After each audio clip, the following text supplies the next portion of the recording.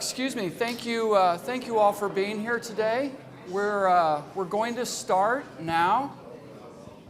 If I could call your attention, I would appreciate it. As you've noticed, we're in a very large room, and although we have microphones, the microphones are not feeding to any speakers in the room. They're just for the video setup. So if you can't hear us, let us know. Just wave or throw something up in the air or something, and we'll respond to that. But we're delighted to have you here. I am Randy Kluver. I'm the Dean of the School of Global Studies and Partnerships, and I'm delighted to welcome you to this event, and I'm very grateful for the co-panelists and particularly for Cole Harvey, who set this thing up last week, and we're grateful to have the opportunity to discuss such an important issue. We are going to have a live tweet, coverage of this via social media. So if you'd like to take a look at the Instagram, it's the OSU Poli Sci Club handle, and Twitter, it's at OK State Poli Sci.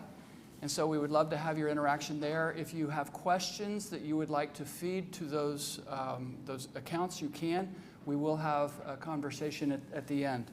Our format today is I'm asking each of our panelists to present a 5-minute opening comments to set the stage for where we'll go after that. We've got a great group of experts today, and I'm really, really looking forward to this.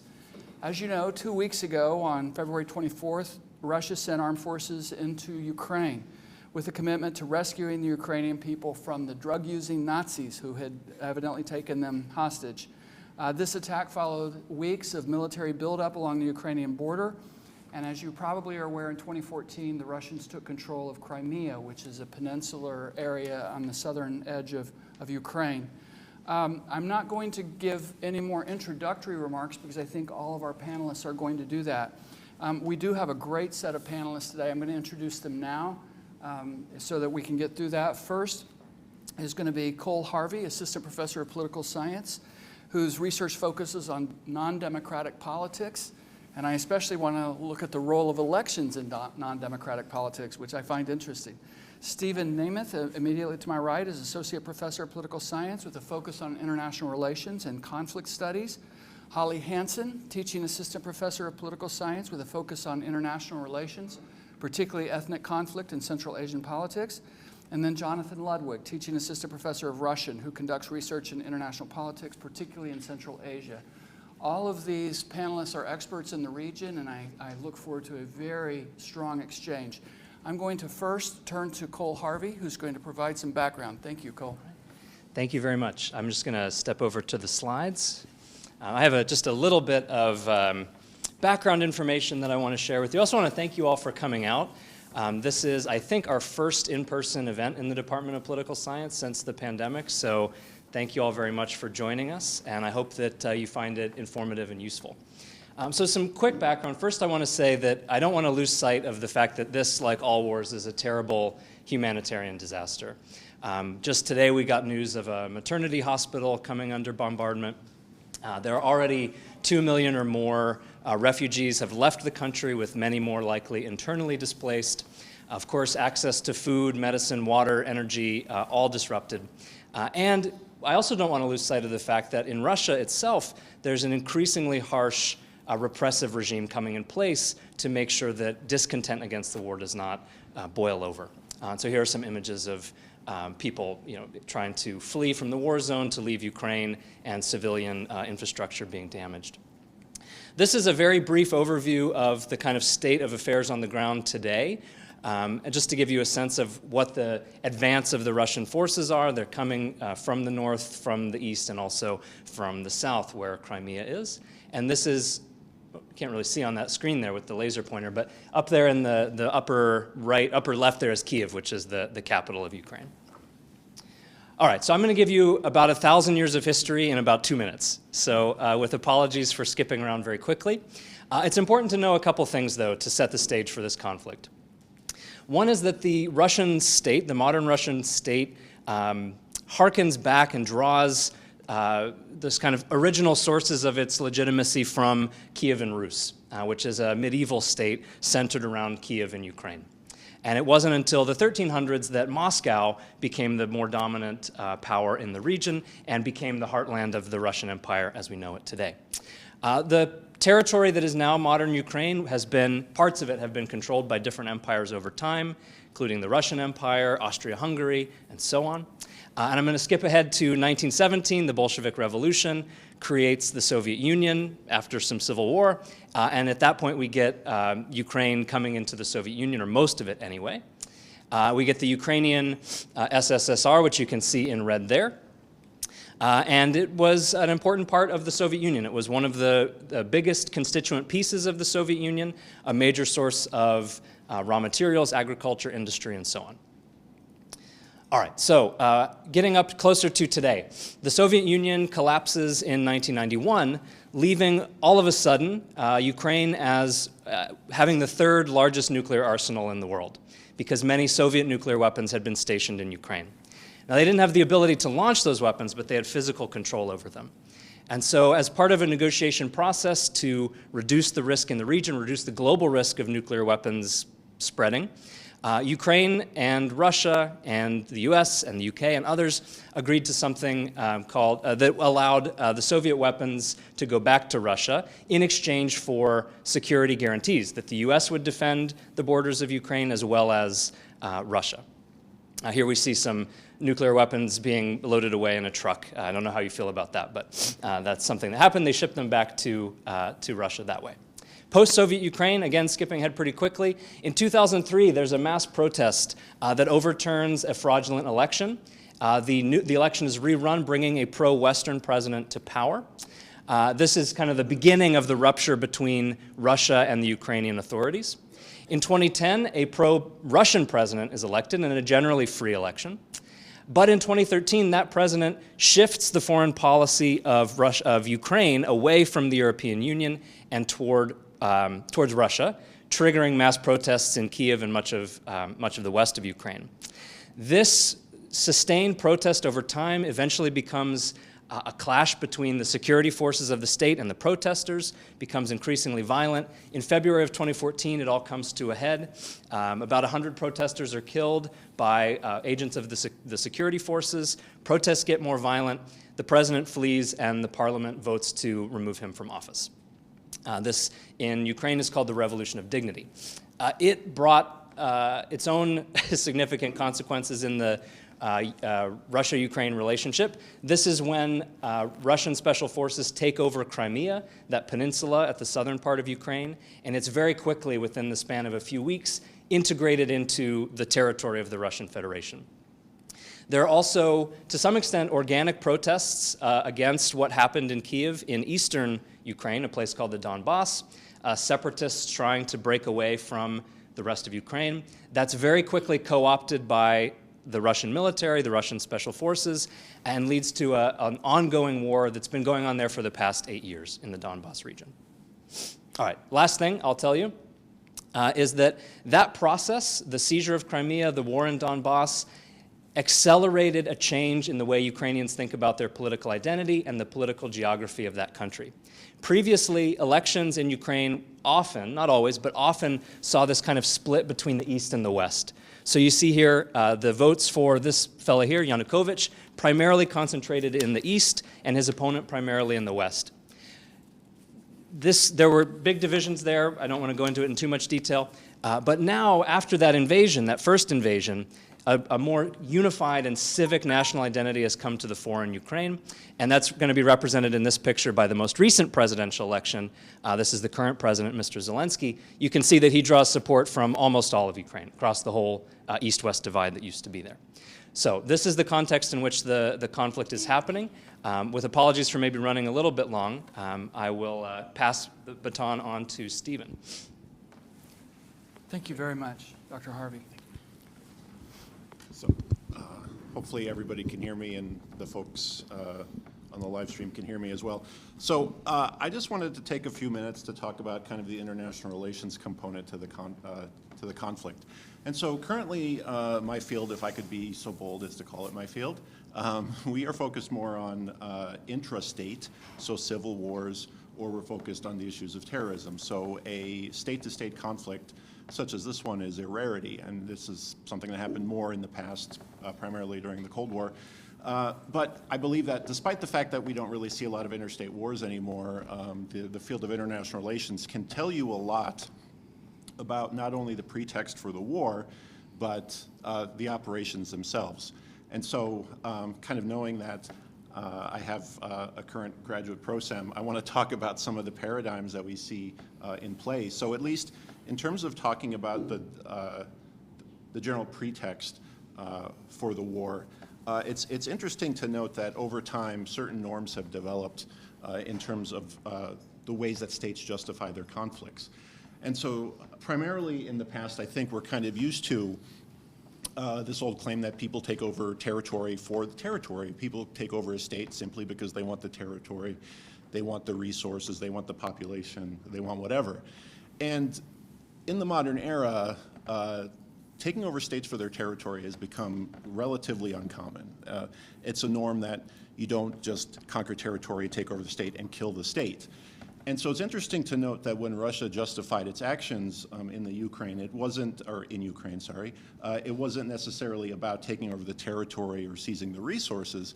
It's more about the claims of ethnic Russians in the Donbass or the Nazis in Kyiv. It's more about trying to, or talking about this shared identity between Ukrainians and Russians. It's not about getting rid of Ukraine. It's about this other pretext. So it's interesting to see that states justify their actions to make it look like it's a legitimate conflict. It's not simply because we want territory to take over the world. The other thing, too, I was want to talk about in terms of the causes, and it's interesting that we have some paradigms in international relations. We have three basic ones. We have realism, liberalism, and constructivism, and of course there are others. But it's interesting to kind of analyze the conflict through those different lenses. And so if we were to analyze the conflict, if we were a realist, we would focus on the role of power. And so it's interesting that prior to, right around the invasion, the Russian defense minister talked about the invasion is to protect the Russian Federation from the military threat posed by Western countries who are trying to use the Ukrainian people in their fight against our country. So that is a power-based explanation. So we can use the tools of realism, and realism is our historically dominant, and it's the one that's been around the longest from Thucydides to the present day. So we could use that to understand what's going on in the conflict. If we want to use the tools of liberalism, which is a relatively more modern one, so within the past 200 or so years, at least that explanation would suggest that Russians fear a successful and democratic Ukraine on its border.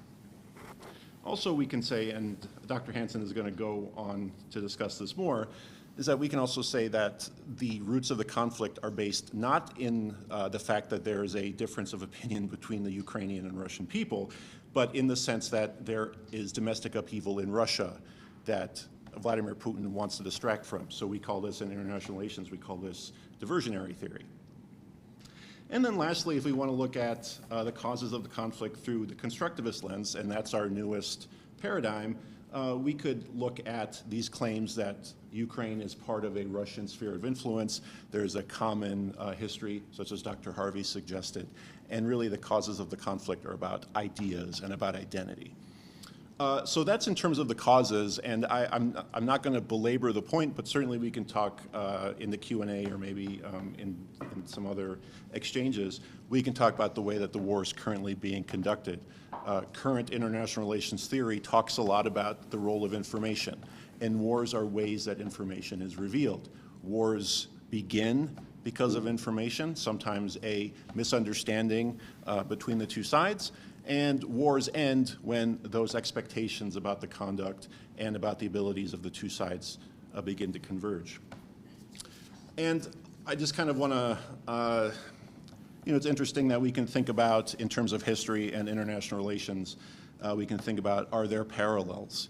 Can we take previous examples in history and apply them to what's currently going on, or maybe some things from our own collective knowledge in terms of thinking about the U.S. actions in Iraq, a prolonged insurgency. Might that be useful for us understanding what is happening or what is going to happen in Ukraine?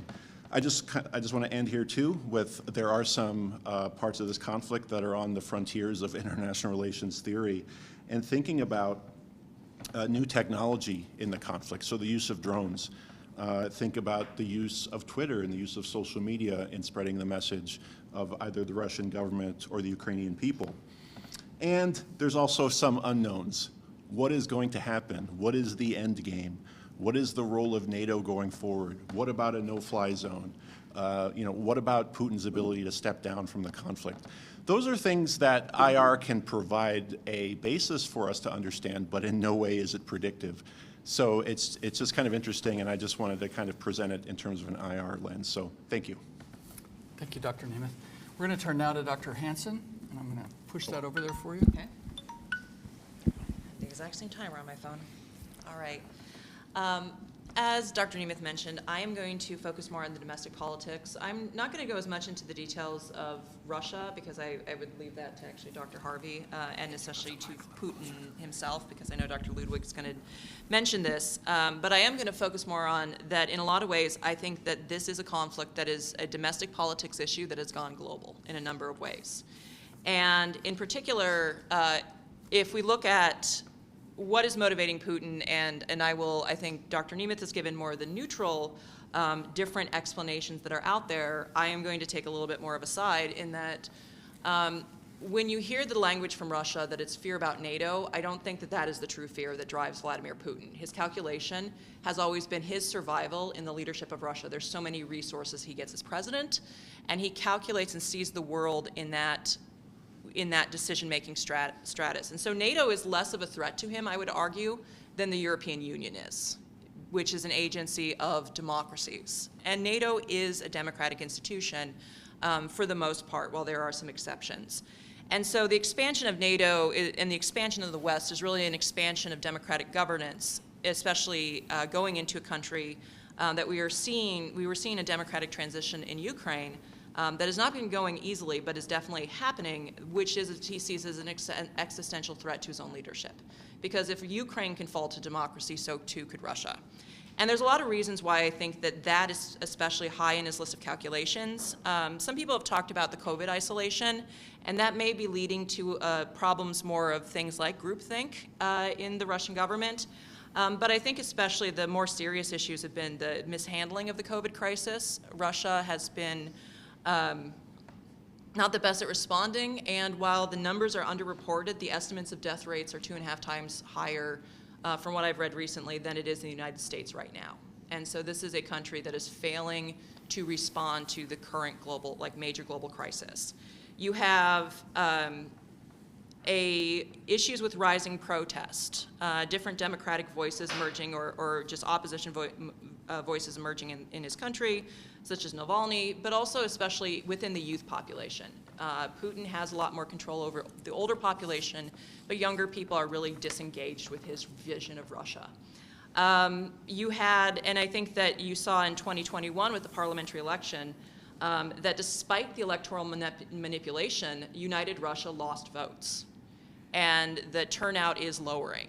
This is a regime that the public opinion polls may remain high, but that's mostly because there is no alternative to Putin. This is a regime that is well aware that their support is much weaker. And then you add that to the inherent, to borrow from the IR field, the inherent weakness of non-democratic regimes in information process and challenging a leader who has massively overestimated his own military capabilities and underestimated the Ukrainians. Because the Ukrainians in particular, to switch gears toward their domestic side, this is a population that was ready to fight an insurgency in a lot of ways. That to go off of, building off some of the history that Cole mentioned, is that there is, on the Russian side, this shared history for them to pull from, but there's also, the shared history has been exploitative and damaging to the Ukrainian population. There is a history of colonialism, being treated like second-class citizens, being denied access to speaking or learning Ukrainian, going to the Soviet Union, to the Russian Empire. And under Stalin, there was a mass starvation period that killed several million Ukrainians. So this is also the history for the Ukrainians. And that history and that narration in Ukraine had been gaining traction. And I think that that explains some of the unity that you're seeing in the election results, as those regional divides that had defined them are coalescing along this idea of Russia as an aggressor, which this conflict pulls into. So Ukraine has this great narration to pull from.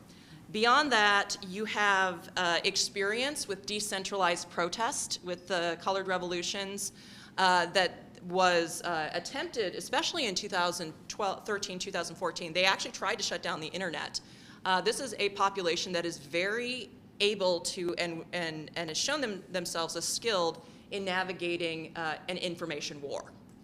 And so by the time, just because I don't want to infringe on too many people and leave plenty of time for questions, and that you saw the revolution, the Orange Revolution in 2004, and then the 2013-2014 protests being organized through social media, through text messaging as well, these text messaging phone trees, that this is a population with a surprising amount of social media savvy, and especially has done things in the war that has given them an advantage in the information war, not only in dealing with the West, but one of the things that I think is really smart strategically they've been doing is that when they've been capturing Russian soldiers, they've been giving them phones to call home and tell their family. And that is a very smart information tactic because they're breaking up Russia's attempt to monopolize the message. They're introducing an alternative news story. And then finally, you take these things together, which led to, before the invasion, the US military actually gave the assessment that the Ukrainian civilian population was very willing to fight in the case of a Russian invasion. They were prepared to defend their country. The problem, and I think that this is a potential weakness long-term for the strategy for Ukraine, and especially how this conflict's going to go, is they don't have a strategy for integrating the civilian population. And I think that that is kind of where we are right now, is their advantages and disadvantages. Thank you, Dr. Hansen. Now we'll turn to Dr. Jonathan Ludwig. Good afternoon. Thank you all for coming. First, I'm going to talk a little bit about Putin's use of language, what he said, but before that I want to jump in and insert one important fact in the historical discussion. When Ukraine gave up those nuclear weapons, there was a guarantee on the part of the United States, the United Kingdom, and Russia that the borders were inviolable and would be defended. So think about this. Are states going to be willing to give up nuclear weapons after Russia has broken the Budapest Memorandum? So keep that in the back of your minds, too, as we go through some of this, please. When Putin announced his war on Ukraine, as Dean Kluver said, he talked about, what was it, drug-using fascists, Nazis, something like that. Anyway, whatever it was, The question is, why is he using this denazification language, and why does he speak of anti-nationalism? And I think for some of this, we need to go back to 1945 and World War II. The Soviet Union emerged from World War II on the winning side as a victor. They've often promoted themselves. Truthfully, they were one of the greatest, they made most of the greatest sacrifices in lives lost against the Nazis, etc., as if they were always on the winning side and should single-handedly claim this victory. They did not start out on the winning side. In 1939, they signed a pact with Nazi Germany. During that time, they committed a number of atrocities, including murdering 22,000 Poles in the Cotton Forest Massacre. This was 7 years after Dr. Hansen mentioned Stalin had committed the Holodomor, which killed millions of Ukrainians, quote, because they were nationalists. Why were they nationalists? They wanted an independent Ukraine. There was briefly an independent Ukraine after the Bolshevik Revolution until it was taken back into the Soviet Union, okay? We made Nazi Germany, we pounded into their heads after the war that their behavior of colonialism, of genocide, of homicide was bad, and we made it stick over several generations. That never happened to the Soviet Union. Putin in the last 20 years has created around himself this cult of World War II. Right? Everything emanates from that. He surrounds himself with military parades, military symbolism. He's always hearkening back to World War II because they've only been presented that they were victors, they were on this good side. Am I on time? You're good. I'm good, okay. I also want to talk a little bit about how he thinks about Ukrainians. And again, Dr. Hansen saw my notes ahead of time, I think, but that's okay. Because I think Putin sees Ukrainians, as some Russians do, as sort of a lesser, lower class citizen. Somebody I know basically wrote sort of a Russian white trash, or if you think about it, Hillary Clinton's basket of deplorables, right? There's not all the way through Russia, but certainly there are a number of Russians who think of Ukrainians like this. So if you think of somebody as that less, you care less what happens to them.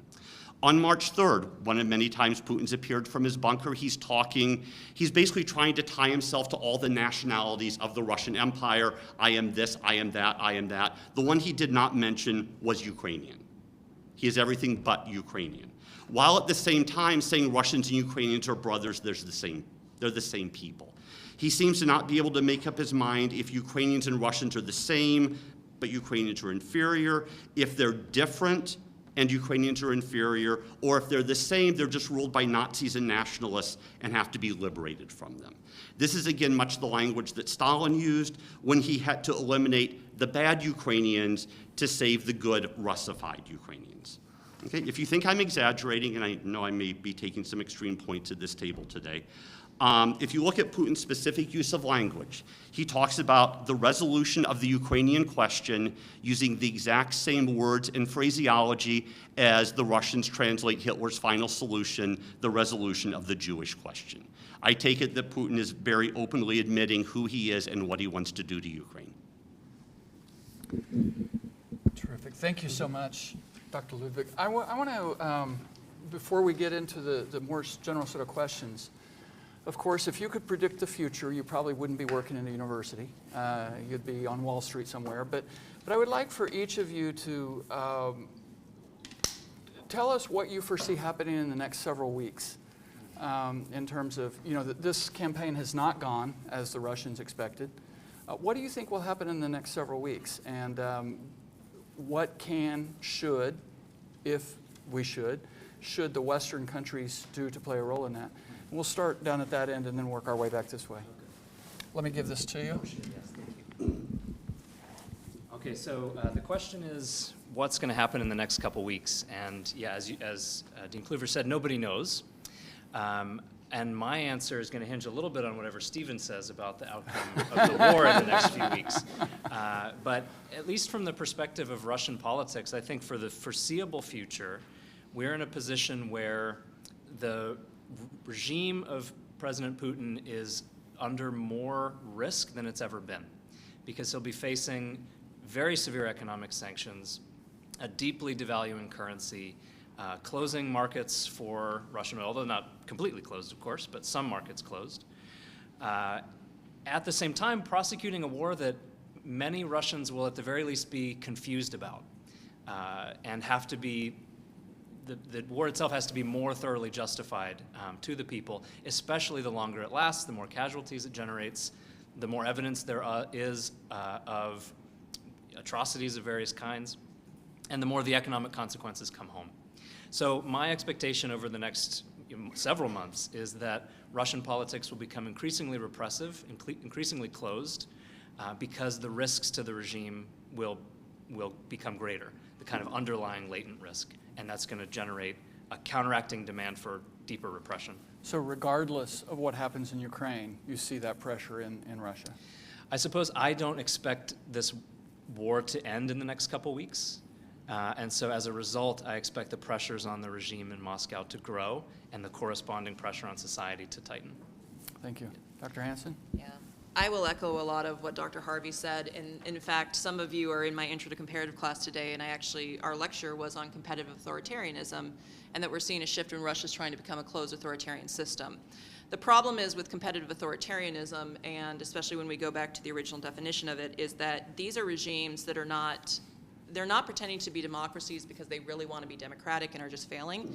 These are authoritarian leaders who would like to be fully authoritarian. They would like to be a China but lack the resources, and especially the openings in society are too many for them to be fully closed. And so Russia has too many cracks for Putin to consolidate his power and to run an information war the way a country like China would. So the only option to a closed authoritarian or to a competitive authoritarian system when faced a challenge to authority is to crack down. And I think that there's been questions about whether there will be a martial law declared in Russia. It would not surprise me if there was, but definitely we will see increased repression. As for Ukraine, I think the reality is that as things get more desperate in Russia, war crimes will extend. This is going to be horrific. I think we've only seen the beginning of what, especially as somebody who really was interested in ethnic wars at the time of the Chechen invasions. This is going to be bad in Ukraine, and I don't know to what extent the Ukrainian population will be able to. I think they will continue to resist. I don't think they're going to give up, but I don't know how many people will die in fighting. Okay, so I guess Cole's answer is conditional on my answer. So I think this is where the interesting part about the role of information in conflict kind of comes into play. So I think one of the initial things that we saw in the way that the war was initially conducted was, I think there was a misunderstanding of the capability of the Ukrainian military or the Ukrainian people. So we saw kind of a fragmented and disorganized invasion into Ukraine. You can see that in terms of the number of fronts, but kind of the lack of coordination amongst those fronts. You can see that within each of those individual fronts is that there doesn't seem to be a lot of close air support. There's not a lot of coordination between the different units of the Russian military. And also you can see that kind of the willingness of the Russian military to fight kind of varies. And this is something that we can talk about in the Q&A, the differences between a democratic military and the ones that represent an authoritarian state. In terms of what I think the next couple of weeks are going to entail for the Russians and for the Ukrainians, and Dr. Hansen mentioned Chechnya, and I think that's an apt comparison. So I actually wrote in my notes here a transition to a Grozny strategy. And so in terms of at least the second time that the Russians went into Chechnya, they essentially leveled the capital of Chechnya in order to fight the insurgents. And you see that already in places like Kharkiv. You see that in Mariupol, where I believe a hospital was struck by a missile. And I think this is the transition, this is the adaptation of the Russian military to fighting an enemy that's different than the one that they thought they were fighting. And so I think we're going to be looking at a long-running insurgency. And kind of unlike maybe the insurgency that the United States had to deal with in terms of Afghanistan and the Ukraine, or Afghanistan, sorry, Afghanistan and Iraq. Oh man, I'm going back to my, I don't know, undergrad classes. Apologies. I think in those two cases, the United States had essentially rules of engagement. And you are not going to have rules of engagement in this case. So this is going to be a very brutal conflict. And it's going to, it might be like Afghanistan in terms of the Russian experience in Afghanistan, where in that case too, at least the Soviet people weren't really told about the costs of the fighting. A lot of mothers didn't find out about their sons, the true fates of their sons until much, much later. And you know, people look at the war in Afghanistan as one of the forerunners to the collapse of the Soviet Union. So I guess to sum up, a long-running insurgency and a brutal fight. Thank you. Jonathan? I'll just add a couple points.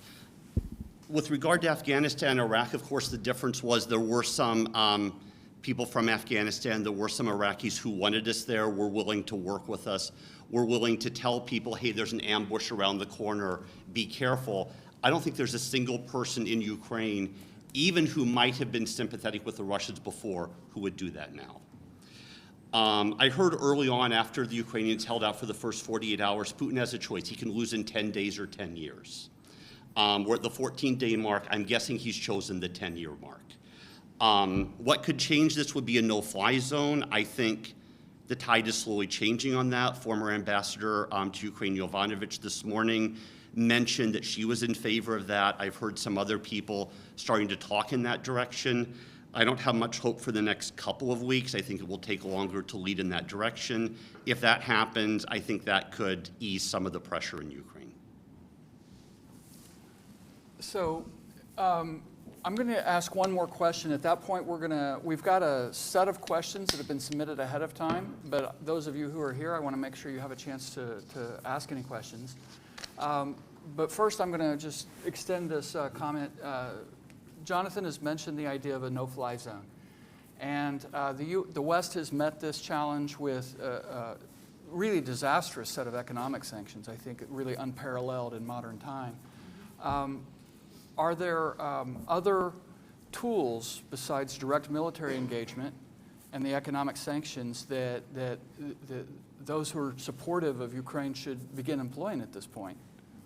And we'll go back this way. You've mentioned you have strong support for the no-fly zone. And if you want a reinforcement of that, check out his Twitter feed and you'll see it. So, Stephen? Sorry. Thank you. From maybe an international relations, pragmatic, risk-averse perspective, maybe that's my own personal. I'm fearful. I think a no-fly zone would be useful, but I'm fearful of the provocative nature or the provocative message that would send. You would have a situation where presumably you would have some sort of NATO forces at some point in time probably run across a Russian jet that's violating this no-fly zone, and then what do? You shoot down the Russian jet, and then fearing for a larger engagement between NATO and Russia. So I think there are huge drawbacks to that. In terms of thinking about other approaches, in fact, today in the news, there was the recent brouhaha about Poland wanting to move its old MiG-29s, so a Soviet aircraft design, moving those, actually giving them to the United States so that we can give them to the Ukrainians, because these are jets that they would be more familiar with. And then our role would be to supply the Poles with jets of comparable quality. I think that's certainly an option. There are some diplomatic and political hurdles with that. I think that the policy of giving the Ukrainian military and their territorial forces some Javelin missiles or various weapons is a good one, although somewhat limited.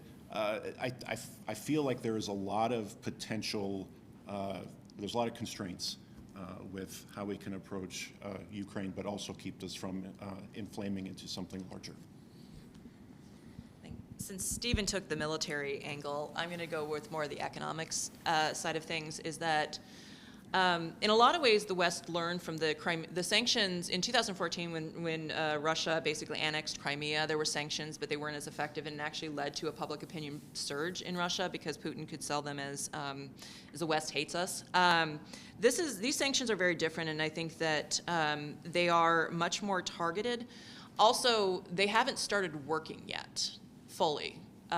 Supplies to Russia, and especially some of these business boycotts for especially consumer supplies, will probably start hitting the average Russian consumer next week. And so I think that the actual economic sanctions and the damage it has done has been more symbolic than realistic right now.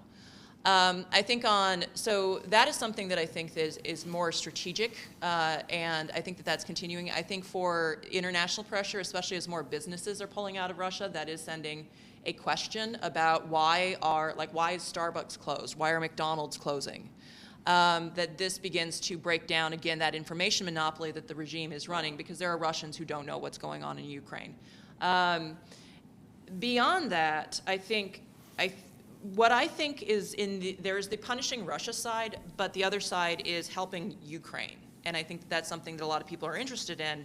And the main thing is that due to the war, supplies are breaking down. And so I think especially setting up humanitarian corridors, setting up supplies, dealing with the refugee crisis, things that would, and definitely the shipment of weapons continuing is something that's going to allow them to continue fighting and also make things a little bit less horrific. There's been some really interesting, I think, public campaigns, like Airbnb does something that you can rent an apartment in Ukraine, and the money goes to Ukrainians that they can use, and that's a great idea, but when the markets are empty, that doesn't matter how much money they have. And so I think that reestablishing supply lines is going to be really key, and especially helping on the humanitarian side in Ukraine.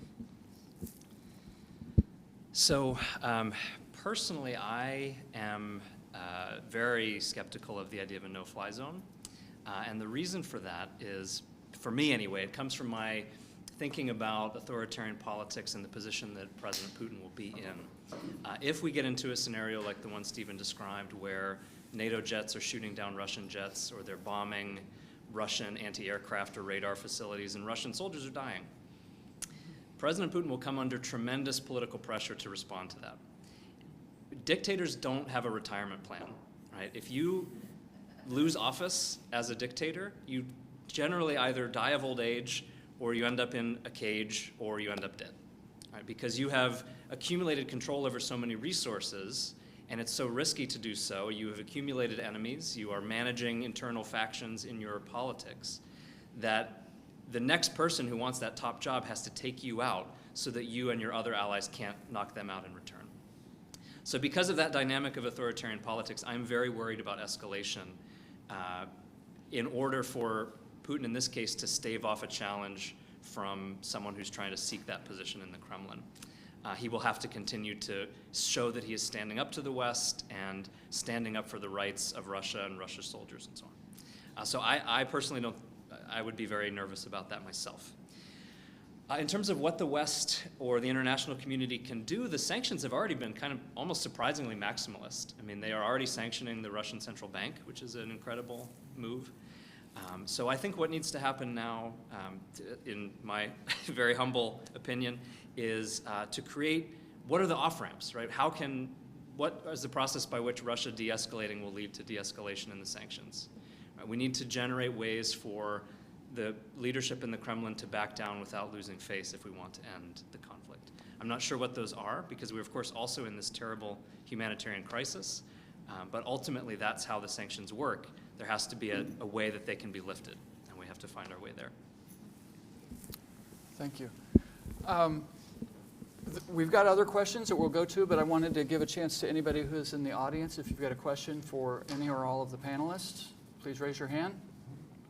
Yes, right back there. Yeah, so what's interesting about this is Switzerland has kind of abandoned its neutrality, and then there's mounting pressure on Trump's Ireland to abandon its neutrality. It was neutral during World War II. So I'm wondering, what about this is putting pressure on countries that were staunchly neutral throughout history to kind of change their, approach to this conflict? So if I can restate your questions for the sake of the video, the question has to do with, this has of course prompted a lot of neutral countries such as Finland and Switzerland to question their neutral stances. And your question is, what's the long-term impact of that? Will they firmly move into NATO or the EU or some such arrangement? Who wants to take that? I get volunteered. You're our international relations So, person. I mean, it's a good question, and I'm going to reply with probably my least favorite answer, which is globalization. I think the fact that countries are so closely tied to one another behooves them. It makes them unable to remain neutral in a situation such as this. So I think that's probably the answer that I would. That's the answer that I wouldn't want to get, but I think that's probably the answer. In terms of thinking about movement, how this affects institutions like NATO, there's already been some movement, and so speaking from at least a semi-personal perspective, there's been some movement in Sweden to consider joining NATO. And so Sweden would be another one of these countries that have a long-standing history of being neutral. So this is moving some countries into the orbit of NATO. But I think the causes of this abandoning of neutrality is probably globalization. I would say it added a secondary one. A secondary cause I would add, though, is also democratization and pressures, is because a lot of these countries are abandoning their neutrality in response to public demands. We are dealing with much more democratic systems, and as they are responding to their publics, they are going in a direction that, at least right now, Ukraine's winning the public relations war. And it's the publics are demanding their governments take on activities, even if those activities are costly. And the governments in these countries are willing to do that. So if the first victim of war is the truth, the second victim is neutrality. Yeah, in modern times. I'd like to ask Dr. Harvey and Dr. Ludwig if you guys could pick up on this issue of identity. You mentioned in your opening remarks that really the Russian Empire grew out of this region. How has the sense of identity between Ukrainians and Russians diverged? You mentioned a little bit of that. I'd like you to talk about that, and then if you would talk about that as well, Jonathan. Well, if I can, I'd also like to bring Dr. Hansen into this because she knows a lot about Ukrainian identity, but I can talk about the Russian perspective. Sure, okay. So the question is about Russian and Ukrainian identity. I think I would really just echo Dr. Ludwig's point that there is this real ambiguity, I think, in Putin's rhetoric and in his apparently his mind about what is the role of Ukraine as part of the broader Russian world. I think he sees them as essentially wayward Russians that have gotten lost and need to be gathered back into the fold. It seems as though he believed that this was true and that Ukrainians would be very pleased to see the Russian soldiers coming and bringing the border of Russia alongside with the flags of the Russian military. Instead, we got a lot of resistance. And so I think that's indicative of the change, even in the eastern part of Ukraine, which was typically the most pro-Russian. It was most economically oriented towards Russia. It was the part that had experienced the longest period under the Soviet Union. Its elites had business ties to Russia and so on. Even in that part of the country, we see considerable resistance. I think that's indicative of the fact that this gamble that Putin made was misinformed about identity issues. From the Russian perspective, it seems as though ordinary Russians, as I said, they don't understand why this is happening because they've been taught to think of Ukrainians as a brotherly people, a nation that is very similar to theirs, nation in terms of group of people. And so there's this sort of cognitive defense mechanism that we all have that's problematic for those of us who want to see the war end. A lot of people on the street in Russia don't believe that it's happening, don't believe that it's happening in the way that we see it happening. They can't understand why their government would bomb this brotherly nation, why maternity hospitals would be bombed by their Air Force. And so they're just unwilling to believe it because it's so challenging to their fundamental worldview. And that's not a Russian, that's a human thing, right? That we don't like to be confronted with information that doesn't fit with our broader understanding of the world. And so it's a challenge for Putin as this gets worse, both in Ukraine and in Russia. I don't know if you want to add anything. Okay, well, maybe to give the Ukrainian side in contrast, because I would agree completely, is that nobody likes to be the villain. And the Russians right now are the villain of the story. And so there is, I think, a lot of the self-defense mechanisms that you see going on is very much in line. I should take off my mask. The other thing that I think from the Ukrainian perspective, so one of the things about the history of these two countries that I think is really important to understand is that the history in the Soviet Union was very politicized. And so Putin is using a framework that has been provided by, like, since Stalin's era, really, about this way of thinking of Ukraine. But this is a politically manipulated message.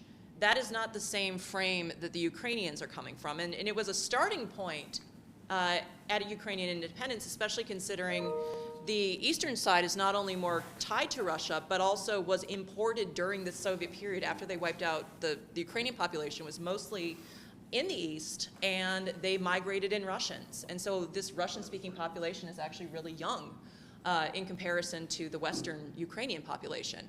But because of the sort of second-class status, the little brother, as they're referred to in Russian, that alternative narrative that especially Ukraine had been pushing, and especially when you have Zelensky, who is a Russian speaker and who has been delivering his speeches in Russian, that this unifies the population in a way, in the Ukrainian population in a way that Putin, who's coming from that Soviet history perspective, cannot fathom. And I think that that's really what's going on, and especially like how you take this regionally divided country with such disconnect between Russian and Ukrainian speakers, and you're seeing them unify is completely a story of a new narration that is being embraced across Ukraine. So let me take the question in a subtly different direction for you, Dr. Ludwig. If this is all about, and I think we can doubt whether it's really about the Russian identity or not, it might be about a whole other set of issues, but should the other former Soviet states worry? Every Russian imperial project has started with Ukraine, including the Soviet one. If this is a post-Soviet Russian imperial project, then it will extend beyond Ukraine because every Russian imperial project that started with Ukraine extended further. Back in 2014, the same year, he invaded and seized Crimea and other Ukrainian lands. He also made a similar statement about Kazakhstan, how Kazakhstan wasn't a real country, it was manufactured, et cetera, et cetera, et cetera. Nazarbayev had a nice immediate retort of it's 500, 600 years old and created a television miniseries to prove this, but that's a little beyond the point. But he's already invaded Georgia to grab back some, well, non-Russian, but Caucasian lands that he claims are Imperial Russia.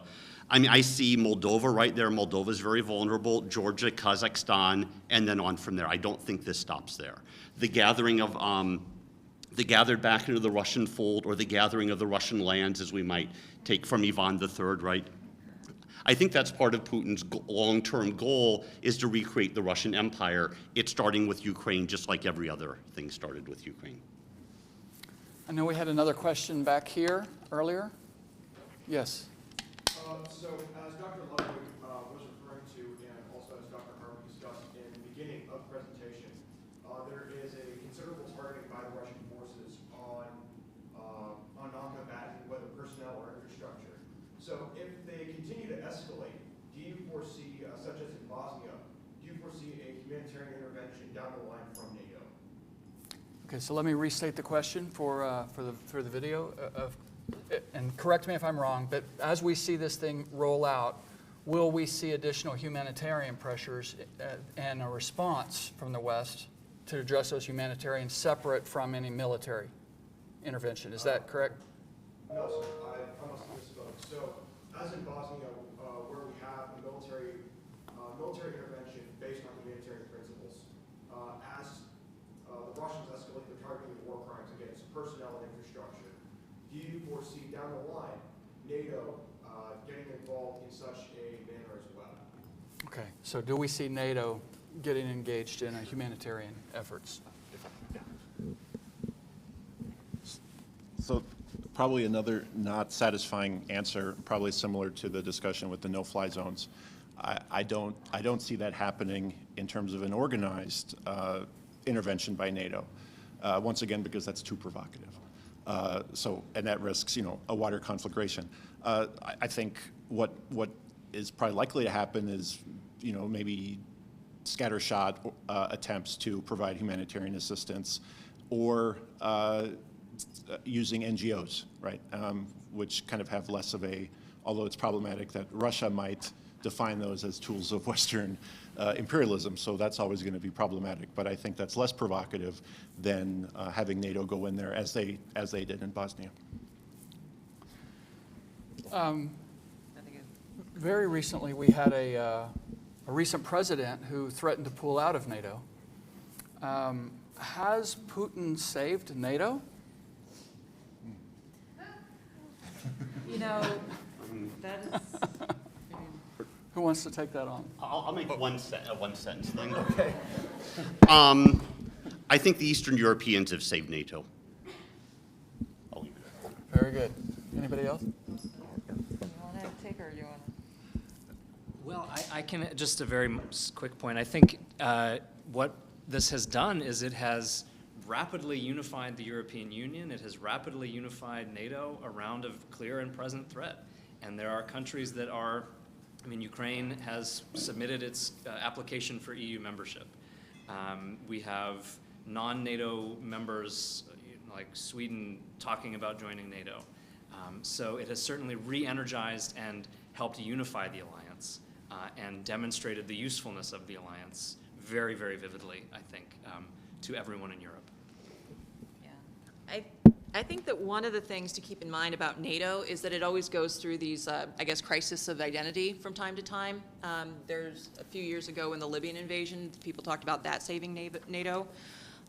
Security alliances are only useful so long as there's a security threat for them to deal with. And this is definitely something that has revitalized the membership. And so The United States is really secondary to, and not only do, it's been mentioned is that Sweden is now at the negotiating table. They're going to security meetings in NATO, even though they're not officially a member. Germany has upped this was a big push for Trump, and he could never achieve this. As somebody had said, like, that Putin managed to do in 2 days what Trump could not manage in 4 years, was increasing their military spending and the remilitarization of Germany. This is a game changer especially given the might that Germany has to bear in Europe. So I think that what we are seeing is there are a lot of mechanisms, post-war mechanisms like NATO, but not just NATO, but the UN having a General Assembly vote. This is a liberal international order. And to quote something from The Economist said, it just realized what it was created for. And so this is what we're seeing right now. And I guess I'll just very briefly, so as a realist, or I'm not a realist, but realists would talk about, especially at the end of the Cold War, how NATO has outlived its usefulness. And so what Dr. Hansen said is that a security organization needs a threat. And so this threat has, I think, solidified NATO. Very good. Before we leave, talk a little bit about this fabulous president, and has he surprised us? And I mean, he surprised me. Do you have any comments on where did he come from? President Zelensky? So the question is, talk a little bit about President Zelensky and Does he have a chance? how much he's, I think, surprised much of the world in his performance. So, I'm just going to take this out, if that's all right. I mean, I think sometimes when you elect a president, you don't know who you have until a crisis hits. And I think he's risen to the crisis.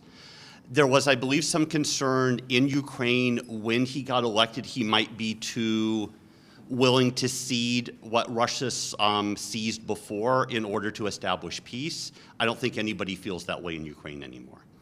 I mean, he's rightfully going to be regarded as a hero when this is over.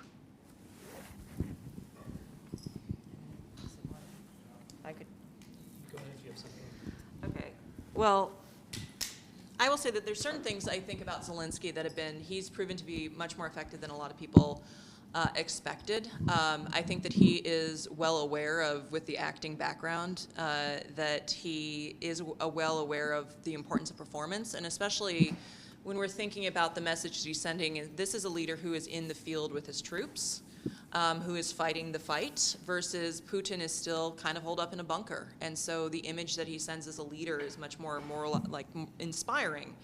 I think that there's two issues that you have, is that I think right now, at one point I think that Putin's intent was to assassinate Zelensky, and I think it's still something that if you can arrest him and try him in a show trial, he will still try. He does not want to, I think, assassinate anymore because of the risk of the martyr, but it's always hard to tell with Russia, as that is a very favorite tactic of theirs, is assassination. The bigger problem is, I think, actually potentially for the West, and especially this memification we're seeing with Zelensky, is that it's like he's being memed, like put on Captain America and these other images, is that they're turning him into almost a cartoon of what he is. And I think that actually weakens his message. And so if I was to give a criticism of Western responses to him, is that I think that there's certain parts of the way we're absorbing his message, I think is actually potentially doing damage to long-term support for, why do you need to support Ukraine if Captain America is there? And I think that that's something that is potentially dangerous that we're seeing from the Western perspective. Yeah, I echo a lot of that. And just to the question of do they have a chance, I don't know, but I do think that Kyiv is in a lot of danger. So Kyiv is very close to the Russian border. It's encircled on 2 or 3 sides already. What happens when that closes? Does the Russian strategy include leaving part of it open so that people can flee, so that the army can retreat, so they can take it? And does Zelensky himself leave and try to set up a government in exile in Western Ukraine or outside of the borders entirely? I don't know. But I do suspect, just as I said, I think Kyiv is in great humanitarian danger of being encircled, and I don't know what will happen strategically when he leaves Kyiv, if he does. But that's certainly the objective of the Russian government, if at the very least to force a negotiation with Zelensky, kind of at the point of a gun, make him sign over, some peace treaty, something like that. We've got a question right here. Yeah, just for a comment about Putin himself, because we kind of strayed from him. I think that he doesn't know how to, or doesn't want to improve the lot of his people in Russia. He's only thinking of himself. And, but what he excels at is trying to make things worse for everybody else. And in that sense, he's really a schadenfreude president. And that's the end game. I'm trying to figure out how to summarize that into a sort of a question, but so really where does Putin go from here? And is there a way out for this guy at this point? Yeah, so this is very, very challenging for him, I think. So, poor guy. So, to get to your point about making things worse, so authoritarian leaders have to manage two constituencies. They have to manage the ordinary people, and then they have to manage the elites. And it's a difficult game to play because the more you give to the people, the less you can give in corruption to the elites, and they might try to overthrow you with a coup. The more you give to the elites, the more they turn the screws on the ordinary people, and the risk you run is a revolution. So at the moment, they're really trying to clamp down on the risk of protest, and it's going to be pretty hard for, I think, the elites to organize any kind of resistance to Putin, at least in the short to medium term, because his control over the security forces is so complete. That if you are the first oligarch to speak up, or if you're the first general to speak up, you'll be the first general, in the courtroom, in the prison, et cetera. So I think that he's in a very difficult position. He has to manage these incredible stresses, and he's chosen to do so. But that doesn't mean that his regime is teetering at the moment, because it still is able to manage that elite coalition. As the pie shrinks, as the sanctions continue to bite, that becomes more difficult to manage. But I think at least for the next immediate amount of time, we should expect to see him successfully manage those difficulties. Anybody else? I'm sure that Jonathan wants to talk about this. So, Well, I just want to add one thing. Earlier today, what I was reading during lunch is that Putin now claims he did not want or did not order the draftees to go into Ukraine, and he wants the people who ordered it rounded up and punished. So I'm wondering if this is now the Stalinist part of the purges that's going to happen, within Putin's Russia.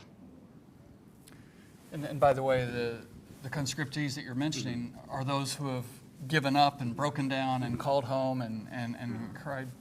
Sorry. Even more than that, you have to remember, they're the people who couldn't bribe their way out of mandatory service. So the people who couldn't get into college, pay the bribes or whatever. So they are, they are, I don't want to say not the best, but I mean, they're not well trained. They have no desire to be there whatsoever. Question back in the back? Yes. Early on, Joe Biden mentioned that they were going to carve sanctions up, not target the Russian people, but target Russian oligarchs. But we've seen the Russian ruble drastically drop in value, lines at ATMs all across Russia, and people being fearful of martial law being put in place. So do you think the narrative that the sanctions are being carved out for Russian oligarchs, not affecting the Russian people, is that not accurate, or just because China's getting sanctions just affect the entire economy, not just the elites? So the question is, in the earliest days, the talk was of sanctioning the oligarchs, those who might pressure Putin to pursue a different course. It has become clear as this goes on that the whole Russian nation is going to be dramatically impacted from that. And so I think your question was, will that change how we think about the sanctions and our inaction of them? Yeah. Either, you want to go first? So yeah, I think when you think about sanctions targeting individuals like oligarchs, you have a couple different things you can do. You can say this individual can't travel, right? They can't come to the U.S., they can't come to Europe. You can also freeze their assets if you can find them, right? They're usually nested in a dozen different shell companies with ambiguous names, and so a lot of this is difficult to do. But at the other hand, on the other hand, those might not seem powerful enough to meet the crisis, to meet the needs of the crisis. And so as this has proceeded, the scale of the sanctions has increased to be more punishing on the economy as a whole, as you suggested. Some of it is also not sanctions, but voluntary decisions by companies to exit the Russian market, either for fear of sanctions or for fear of blowback in other economies. And so yes, the ordinary Russian people will suffer. The ruble is trading at around 120 rubles, I think, to the dollar, which will hurt. It'll be difficult for people to buy imported goods. It'll be difficult if anybody has debt that they owe outside of rubles, and it's going to create significant damage in the Russian economy.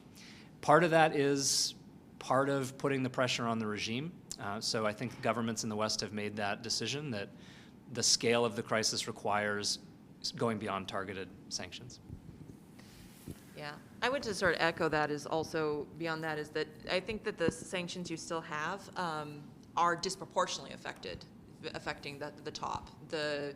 Russia does sort of run as a two-prong economy, is the luxury side of the economy versus the average person.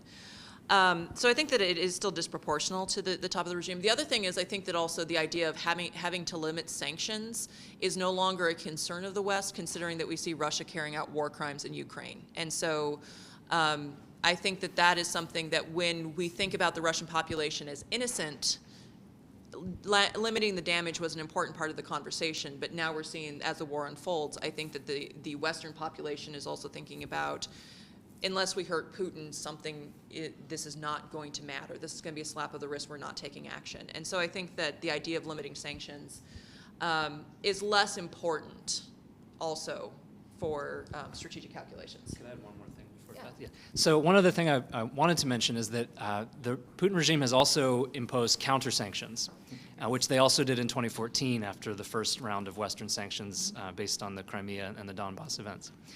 So I was in Russia in 2015 when some of those sanctions came into force. In 2015, they banned the import into Russia of foreign food products as a way of punishing the West. But it also punished the consumers in Russia. I was there and I read a news article that had found that some 60% of cheese products on the Russian shelves were not actually cheese. There's something else. It didn't say what they were, but they weren't real cheese. And so that's, the economy rebounded, they figured that out. But what the sanctions also allow the government to do is blame a lot of the economic woes on the West. And so it can feed into the mentality of we're under siege, we need to unify around the leader. So that's the flip side of economic sanctions.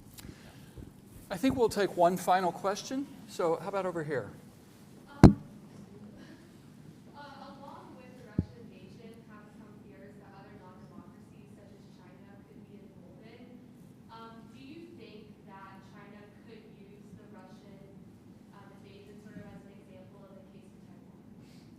I knew that question would come up. So the question is, will this embolden, in particular, China which has long had ambitions to retake Taiwan, will this embolden the Russians or the Chinese to make that step?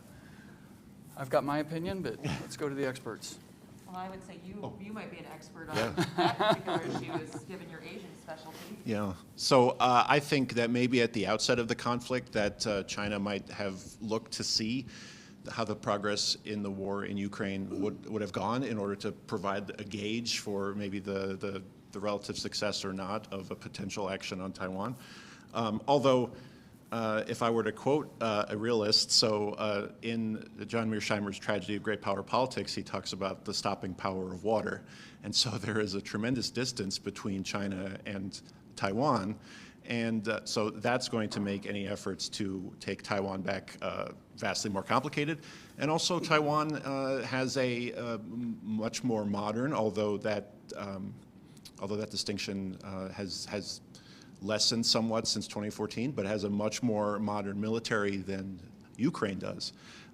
In fact, the Taiwanese have invested lots of money in anti-ship missiles to make any potential invasion of Taiwan very difficult for the Chinese. So I think how the conduct of the war has been going for Russia, how it's kind of bogged down, is a deterring factor for China. And then I just think natural geography and the stopping power of water, once again, to quote John Mearsheimer, is another consideration that's probably going to affect Chinese calculations. Anybody else? You've been waiting to talk about Chinese history all day, so. I'm not going to use the joke introduction I wrote for you after our Twitter talk yesterday. I would agree with that. I think there's been some debate over whether this would have them speed up their timetable or slow down their timetable. The people I know in Taiwan are all thinking this is going to slow down their timetable, especially if you regarded the Russian military as being great and the Chinese were never that good. If the Russian is this bad, does that mean the Chinese are actually even worse? So I'm just going to add my point of view on this, since China is my specialty. I think it's made the Chinese much more reluctant for the reasons that Dr. Nemeth mentioned, but also China has positioned itself in the global order quite differently from Russia. China has always been saying, we kind of like the global order, we just want our rightful place in it. Whereas the Russians have been, for decades, have been saying this current order is corrupt, it needs to be overthrown, it needs to be replaced. The Chinese have much more hedged their bets, and I don't think that Xi Jinping was at all ready for this to happen. I think he was taken off guard, as many people have commented, that the Chinese were snookered by Putin in this deal. So I would expect the exact opposite. I think the Chinese are pulling back at this point. I think it's time for us to call it to a close there. I'm sure all of the panelists would be able to stick around if you've got additional questions. I want to thank each of them for their participation today, and particularly our colleagues in political science who put this effort together.